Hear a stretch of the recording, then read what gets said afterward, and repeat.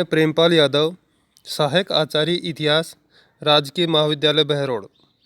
आज हम इस वीडियो के अंतर्गत महाभारत के सांस्कृतिक महत्व के संदर्भ में चर्चा करेंगे। पूर्ववर्ती वीडियो में हमने महाभारत के रचयिता, महाभारत के रचनाकाल, महाभारत की कथा वस्तु तथा इसके सांस्कृतिक पहलुओं के प्रारंभिक बिंदुओं पर चर्चा की थी। पूर्ववर्ती वीडियो में बताया है कि महाभारत का जो रचयिता है वेद व्यास था और महाभारत की रचना काल का समय है वह निश्चित पूर्वक तो नहीं कहा जा सकता, लेकिन इतना कहा जा सकता है कि महाभारत का निर्माण पाणिनि के उत्तर काल में एवं पतंजलि के पूर्व काल में हुआ था। विद्वानों के यदि मतों को देखें तो मैकडोनाल्ड ने इसे 500 ईसा पूर्व और डॉक्टर राधा कुमुद मुखर्जी ने इसे 200 ईसा पूर्व की रचना माना है, जबकि डॉक्टर D.R. भंडारकर का मत है कि ईसा पूर्व 500 तक महाभारत एक प्रसिद्ध धार्मिक ग्रंथ बन चुका था। रचना काल के संबंध में हेपकिंस का मत उल्लेखनीय है। वे इसके विकास के निम्न 5 स्तर बताए हैं।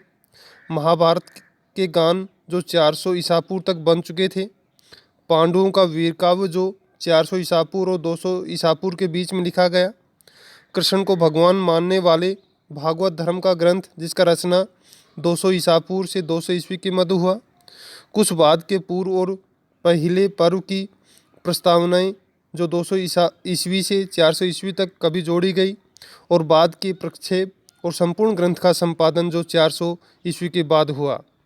हेपकिंस के इस मत के अतिरिक्त 442 ईस्वी के गुप्त कालीन अभिलेख में 1 लाख श्लोक वाले महाभारत का उल्लेख है। अतः इस समय तक महाभारत वर्तमान रूप में निश्चित रूप से तैयार हो चुका था।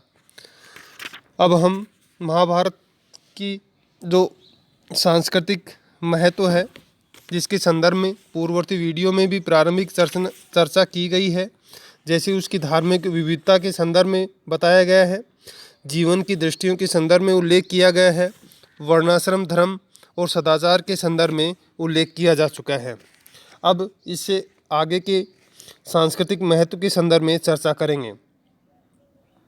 महाभारत का एक सांस्कृतिक महत्व भगवत गीता का दर्शन भी माना जाता है, जो इसका केंद्र बिंदु है। महाभारत रूपी समुद्र के मंथन से भगवत गीता रूपी अमृत कलश भी प्रकट होता है। कहा गया है कि कुरुक्षेत्र की युद्ध भूमि में अर्जुन का मोह दूर करने के लिए ही श्री वासुदेव कृष्ण ने जो प्रवचन दिया था, इसके अनुसार अद्वैत, विशिष्टाद्वैत और द्वैत सभी अपनी अपनी जगह सही हैं।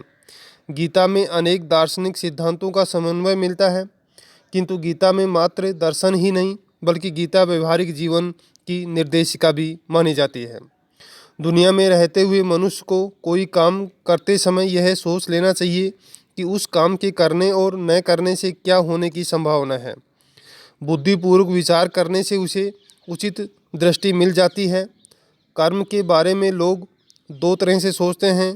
कुछ लोग केवल फल की कामना में लीन होकर कर्म करते हैं, कुछ लोग कर्म से बिल्कुल भागना चाहते हैं और सोचते हैं कि जो कुछ हो रहा है वह ठीक है, हाथ पैर हिलाने की क्या ज़रूरत है। लेकिन गीता में इन दोनों के बीच का रास्ता बताया गया है, अर्थात कर्म बराबर करते रहना चाहिए, उसके फल से अपना ध्यान हटा लेना चाहिए। इसे निष्काम कर्म कहते हैं। इसके लिए बुद्धि और श्रद्धा की आवश्यकता है। बुद्धि और श्रद्धा के प्रयोग से जो दृष्टिकोण बनता है उसका नाम ज्ञान और भक्ति है, और उनमें समन्वित होकर ही कर्म ठीक से किया जा सकता है। इस प्रकार गीता ज्ञान, भक्ति और कर्म की शिक्षा देती है। गीता जीवन और जगत की विविध प्रवृत्तियों के समन्वय का अद्भुत प्रदर्शन करती है। इसमें यज्ञ को कर्म मानकर, योग को कार्य कौशल सिद्ध कर, संन्यास को कामनाओं का त्याग बताकर भारतीय धार्मिक और सांस्कृतिक मान्यताओं को नई दृष्टि दी गई है। अतः गीता भारतीय जीवन की कुंजी है। महाभारत में आदर्शों का भी परिचय मिलता है। महाभारत में पात्रों की अत्यधिकता होने पर भी सभी के साथ न्याय किया गया है। महाभारत के रचयिता ने महाभारत के सर्वोत्कृष्ट पात्र श्री कृष्ण को नारायण का अवतार मानकर ही उनका वर्णन किया है। विदुर भी महाभारत का एक आदर्श पात्र है। वह महान विद्वान और नीति शास्त्र एवं धर्मशास्त्र का ज्ञाता होने के कारण श्रद्धा का पात्र है। धृतराष्ट्र विदुर का श्रेष्ठ भ्राता है, फिर भी हस्तिनापुर के हितों को ध्यान में रखते हुए वह धृतराष्ट्र को कई बार सलाह देता है और राजा होते हुए वे अपने पुत्र की महत्वाकांक्षाओं को अपने निर्णयों में आड़े नहीं आने दे। कौरवों और पांडवों के पितामह भीष्म धर्म और न्याय के प्रतीक होते हुए भी अपनी प्रतिज्ञा के कारण हस्तिनापुर के राज सिंहासन से बंधे हुए हैं। यही कारण है कि कुरुक्षेत्र की युद्धभूमि में यह जानते हुए भी दुर्योधन अधर्म और अन्याय का प्रतीक है, वे दुर्योधन के पक्ष में युद्ध करते हैं। इसी प्रकार धर्मराज युधिष्ठिर का चित्रण भी बड़ा आकर्षक है। धर्म के रूप में युधिष्ठिर ने अपने कर्तव्य का पालन किया। अनेक कष्ट सहन करके भी वह कभी धर्मच्युत नहीं हुआ। धर्मराज सभी पांडवों में विशेष बुद्धिमान थे। उनकी बुद्धिमत्ता वनपर्व में यक्ष द्वारा पूछे गए प्रश्नों के उत्तरों में स्पष्ट झलकती है। इस प्रकार युधिष्ठिर में धर्म और बुद्धिमत्ता, भीम में बल, अर्जुन में वीरता और कुशलता, नकुल और सहदेव में आज्ञाकारिता का आदर्श बहुत ही सुंदर ढंग से चित्रण किया गया है। महाभारत में द्रौपदी एक आदर्श नारी है। वह एक सती, साध्वी और पतिव्रता है। द्रौपदी के चरित्र के द्वारा व्यास ने भारतीय नारियों के सामने एक अनुकरणीय आदर्श प्रस्तुत किया है। वन पर्व में द्रौपदी के गुणों का बहुत ही सुंदर वर्णन है। वन में रहते हुए द्रौपदी से जब सत्यभामा मिलने आती है तब बातों ही बातों में द्रौपदी से पूछती है कि उसके पांचों पति उसके वश में किस तरह रहते हैं। तब द्रौपदी जो प्रत्युत्तर देती है वह उल्लेखनीय है। वह कहती है, मैं अहंकार, काम और क्रोध को छोड़कर पांडवों की सेवा करती हूँ। मैं कभी अपने मुंह से बुरी बात नहीं निकालती, असब की भांति व्यवहार नहीं करती, पतियों के अभिप्रायपूर्ण संकेत का सदैव अनुसरण करती हूँ। देवता, मनुष्य, गंधर्व या कितना भी रूपवान संपन्न पुरुष मेरे सामने आए, फिर भी मेरा मन पांडवों को नहीं छोड़ता। पतियों और उसके सेवकों को भोजन कराए बिना मैं कभी भोजन नहीं करती। उनके सोने के बाद ही मैं सोती हूँ। बाहर से जब मेरे पति आते हैं तब मैं मुस्कुरा कर उनका स्वागत करती हूँ। मेरे पति जिस पदार्थ को पसंद नहीं करते उसे मैं भी त्याग देती हूँ। हे सत्यभामे, गुरुजनों की सेवा शुश्रूषा से ही मेरे पति मेरे अनुकूल रहते हैं। द्रौपदी के इन वाक्यों में एक आदर्श नारी का चरित्र स्पष्ट होता है। संभवतः व्यास द्रौपदी के चित्रण द्वारा भारतीय नारियों को ऐसी ही साध्वी और पतिव्रता बनाना चाहते थे। भारतीय ज्ञान का विश्वकोश। महाभारत धार्मिक और लौकिक भारतीय ज्ञान का विश्वकोश है। इस ग्रंथ के रचयिता ने इस ग्रंथ की समग्रता के बारे में कहा है, इस ग्रंथ में जो कुछ है वह अन्यत्र है, परंतु जो कुछ इसमें नहीं वह अन्यत्र कहीं भी नहीं। निसंदेह यह ग्रंथ तत्कालीन धार्मिक, नैतिक और ऐतिहासिक आदर्शों का अमूल भंडार है। महाभारत समस्त दर्शनों का सार, स्मृतियों का विवेचन ग्रंथ एवं पंचम वेद माना जाता है। इस महाकाव्य में विविध उपाख्यानों द्वारा लोक धर्म के विभिन्न अंगों का पर प्रकाश डाला गया है।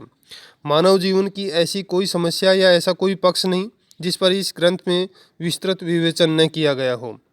आदि पर्व में महाभारत को केवल इतिहास ही नहीं बल्कि धर्मशास्त्र, अर्थशास्त्र, कामशास्त्र, नीतिशास्त्र तथा मोक्ष शास्त्र भी कहा गया है। ऐतिहासिक दृष्टि से महाभारत कौरव पांडवों के पारस्परिक राजनीतिक संघर्ष का इतिहास तो है ही, परंतु साथ ही वह भारतीय संस्कृति और हिंदू धर्म के सर्वांगीण विकास की गाथा भी है। इसमें तत्कालीन धार्मिक, नैतिक, दार्शनिक, सामाजिक, राजनीतिक और ऐतिहासिक घटनाओं का अमूल्य एवं अक्षय संग्रह है। भारतीय वीरता, साहस, शौर्य और नैतिक आदर्शों की उज्ज्वल गाथाएं जैसे शकुंतला कथा, राम कथा, शिवी कथा, सावित्री एवं सतवान की कथा, नल और दंपति कथा आदि इस महाकाव्य में हैं। इतिहास और चरित्र की तो यह खान है। महाभारत एक श्रेष्ठ धर्मशास्त्र भी है जिसमें पारिवारिक तथा सामाजिक जीवन के विधि विधानों तथा धर्म की विस्तृत व्याख्या की गई है। शांति पर्व में राजधर्म, आपद धर्म एवं मोक्ष धर्म तथा अनुशासन पर्व में दान धर्म का विवेचन है। महाभारत नीति शास्त्र का भी महत्वपूर्ण ग्रंथ है।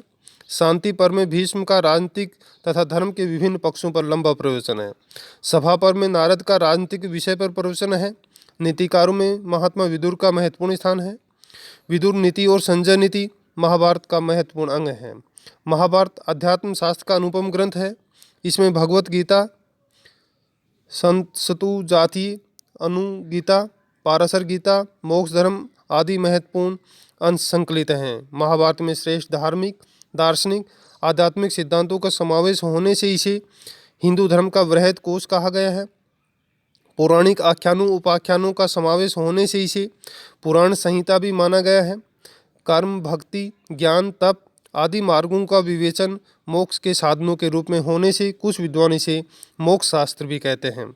किंतु महाभारत में मोक्ष के साधनों और सांसारिक सुख के बीच समन्वय किया गया है और 4 पुरुषार्थों धर्म, अर्थ, काम, मोक्ष की मानव जीवन के लक्ष्य के रूप में प्रतिष्ठा हुई है। धर्म को प्रधान पुरुषार्थ माना गया है। महाभारत के अनुसार धर्म का उल्लंघन किए बिना अर्थ और काम का सेवन करना चाहिए। इस ग्रंथ में प्रवृत्ति, निवृत्ति, कर्म और संन्यास के विचारों का सुंदर ढंग से प्रतिपादन हुआ है। महाभारत की शिक्षा का सार है कि मनुष्य व्यक्तिगत स्वार्थ से ऊपर उठकर लोक कल्याण के लिए धर्म सम्मत कर्तव्य का पालन करता रहे। इस विषय विविधता के कारण महाभारत ऋग्वेद के बाद संस्कृत साहित्य का सर्वाधिक महत्वपूर्ण ग्रंथ है।